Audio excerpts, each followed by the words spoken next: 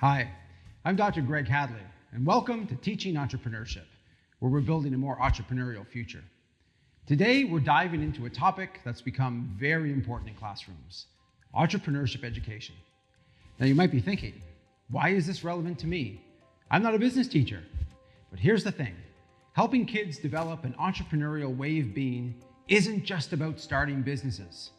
It's about teaching them to think creatively, solve problems, be adaptable, and take action. Skills that are valuable in any walk of life and in any context. As an example, we know that employers are now often seeking people holding the various knowledge, skills, and attitudes of the entrepreneur. These include all of these. Entrepreneurial students are more resilient, innovative, and ready to tackle challenges both inside of school and outside. So whether they end up launching their own company or working in a team, they'll be better prepared for whatever comes their way.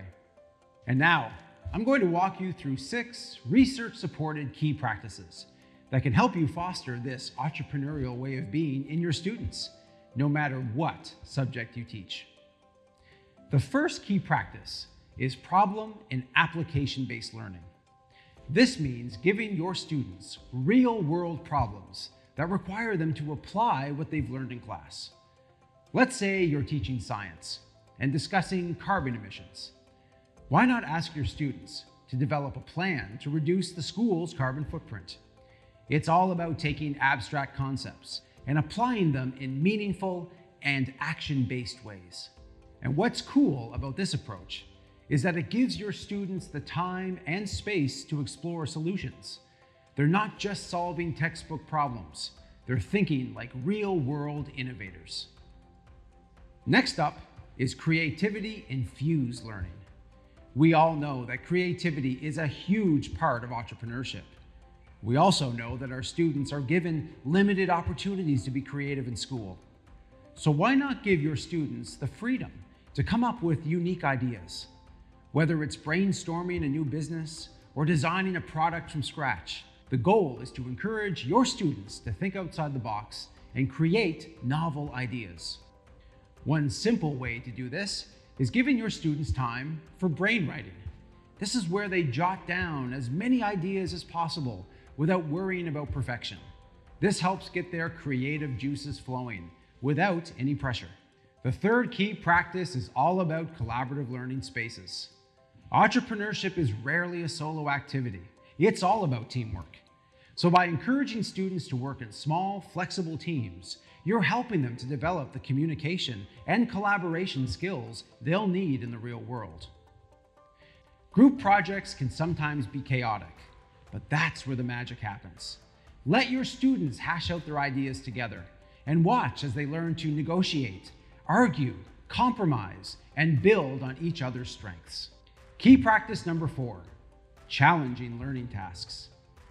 These are activities that push your students out of their comfort zone. The idea is to present problems that are tough but not impossible, so students face frustration, the need to refine their work, and build perseverance. Don't be afraid to throw a curveball at them. Maybe they have to design a business plan that keeps failing at first. This forces them to rethink, refine, and persist, which is exactly what entrepreneurs do. The 5th practice is cross-curricular learning, which basically means combining different subject areas into one lesson. Imagine asking students in a history class to come up with a business plan that could have thrived in ancient Rome, or combining math and art to design a product prototype. By integrating different disciplines, students learn how to synthesize knowledge in creative ways, just like entrepreneurs do. Entrepreneurs often have to draw upon multiple fields to solve the problems before them. Finally, we have technological integration. This is where you bring in tools like design software, data analysis tools, or even AI to support learning.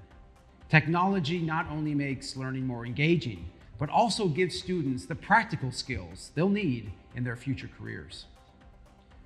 Whether it's as simple as using spreadsheets to manage a business simulation or creating digital presentations, tech should be a natural part of an entrepreneurial classroom.